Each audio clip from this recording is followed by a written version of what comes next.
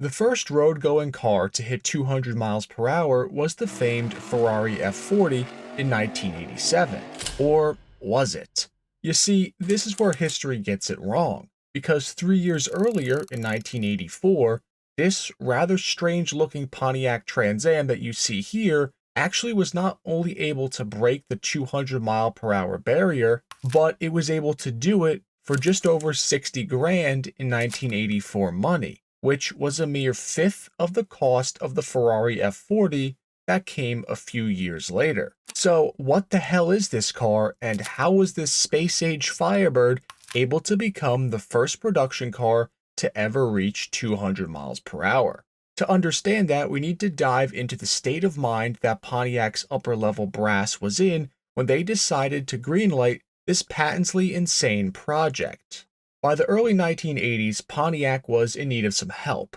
The era of exciting Super Duty Trans Ams and the GTOs were replaced with cars like the Sunbird. The once mighty arm of GM needed a stem cell injection in the form of performance to save it from becoming irrelevant. Internally, GM was busy in the background working on launching the Pontiac Fiero, which would be a radical new offering in the form of an affordable sports car. But it wasn't a halo car by any means. Pontiac needed something that dropped jaws from Memphis to Maranello. They needed their own supercar, something that would awe people and get them associating the Pontiac brand with high performance once again. A project like this, though, would have cost a fortune and would never have been able to be done inside the walls of GM with all the corporate red tape and bean counters in their way. Pontiac had to go outside of their own umbrella to make this dream a reality, and they enlisted the help of a little-known company called Knudsen Automotive to do just that. Strangely though, the company that Pontiac put their faith in to build this new world-beating Firebird had never actually made a performance car. Knudsen initially got their claim to extremely minor fame by building 80s renditions of pre-war luxury cars on modern GM platforms. These cars all had custom bodies akin to the Duesenbergs and Packards of the 1930s. So I guess Pontiac thought that if they could design those cars based on existing GM products, then they could probably do something with the new Firebird. As such, Pontiac commissioned an initial prototype to be built by Knudsen Automotive in 1984 based on the Firebird, and boy oh boy did they deliver something special, and this new high-performance Pontiac would be called the Tojan. Now, the brand new third-gen Firebirds, which hit the market 2 years earlier, already had a very modern look to them with their angular restyle. But Knudsen knew that this car needed to look considerably different than a stock Firebird to set it apart, so they turned every styling dial up to 11, and not necessarily in a good or a bad way. The Tojan featured significantly wider front fenders and quarter panels that looked very heavily inspired by period IMSA race cars and Ferraris alike.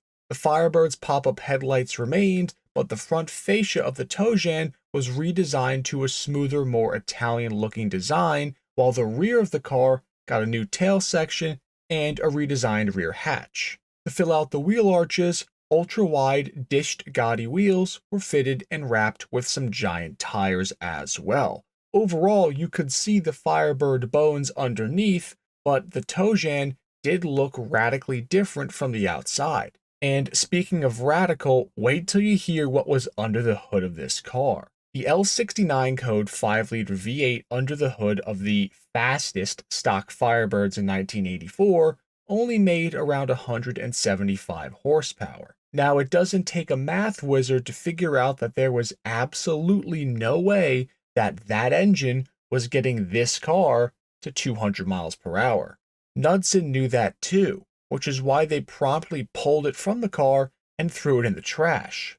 They then phoned a friend to crack the power dilemma for their car, and that friend just so happened to be Gale Banks, who is an engineer, entrepreneur, and arguably one of the most knowledgeable people in the world when it comes to forced induction for engines. Banks worked to outfit a set of mammoth turbochargers to a new small block Chevy, which was pulled out of a boat. This twin turbocharged marine based small block had fully forged internals and, with the turbos, made an apparent 800 horsepower on pump gas.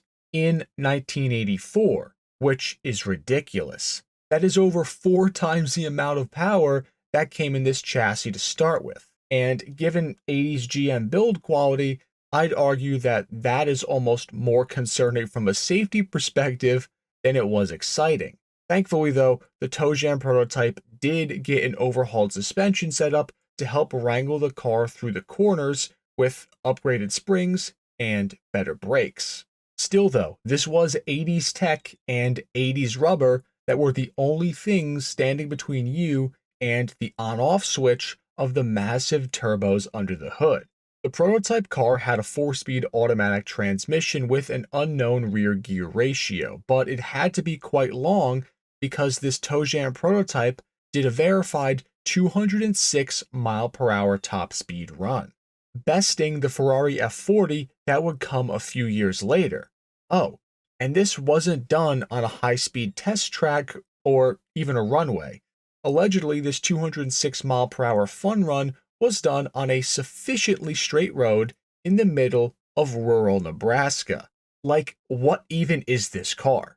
Anyway, though, the initial Tojan prototype was a maniacal machine, and you certifiably had to be nuts to take this car up to its acclaimed top speed with its questionable level of downforce. But nonetheless, Pontiac was impressed by the look and performance of the prototype. However, they thought as it sat, it was way too radical and way too expensive to be able to sell effectively to the public through their dealer network. And as a result, the tragic neutering of the Tojan began. Now, on the exterior, the car visually remained pretty much the same as the prototype. The neutering was in the engine department. Gone was that glorious Banks turbocharged small block, and it was replaced with either the LB9 5-liter V8 or the L98 5.7-liter V8 from the Firebird, which made up to 245 horsepower. Thankfully, though, an optional supercharger could be fitted to the Tojan courtesy of B&M to bring overall power closer towards the 400 horsepower mark. The 700R4 automatic transmission was standard on all the production versions of the Tojan. Inside of the car, it was still just a regular 3rd-gen Firebird at the end of the day, but it did get its own set of slick digital gauges, optional Recaro seats, and even oddly enough, a wood-grained dash if you wanted. And if you really wanted to spice your Tojan up, you could even get a Countach-style rear wing fitted on the back for that extra smidge of crazy. Depending on the options, the production versions of the Pontiac Tojan started at $22,000 in 1984 money and could go all the way up to around $55,000, which was still a ton at the time, but that was still $20,000 less than the base price of a Ferrari 308 GTS. The Tojan was, for all intents and purposes, Pontiac's attempt to outsource the creation of an American-made supercar for the blue-collar man. But without the 800 horsepower engine, that begs the question, how many people actually bought these cars?